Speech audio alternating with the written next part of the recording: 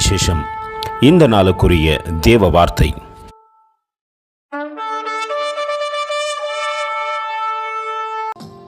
And Jesus put forth his hand and touched him, saying, I will be thou clean.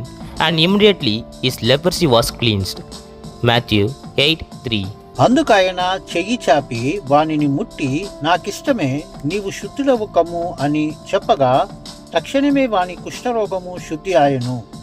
మత్తయి సువార్త 8:3.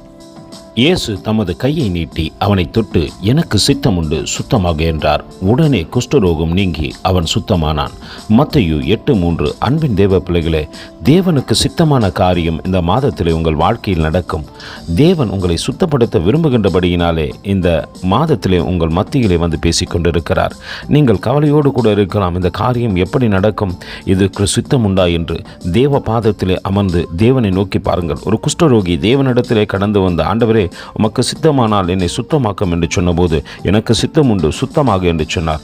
நாமும் தேவ பாதத்திலே இந்த காலை வேளையிலே அமர்ந்து கர்த்தருக்கு நேராக நம்ம ஒப்புக் கொடுப்போமானால், அது நம்மால் முடியாத காரியமாக இருந்த போதிலும் தேவனுக்கு சித்தம் உண்டு. நிச்சயமாய் தேவன் சகல காரியத்தில் உங்களுக்கு நன்மை செய்வார். கர்த்தர் தாமே உங்களை ஆசீர்வதிப்பாராக. ஆமென். எங்களோடு கூட இணைந்து ஊழியம் செய்ய விரும்பினால் இந்த வார்த்தைகளை மற்றவர்களுக்கும் பகிர்ந்து கொடுங்கள். இது ராஜ்யத்தின் சுவிசேஷம்.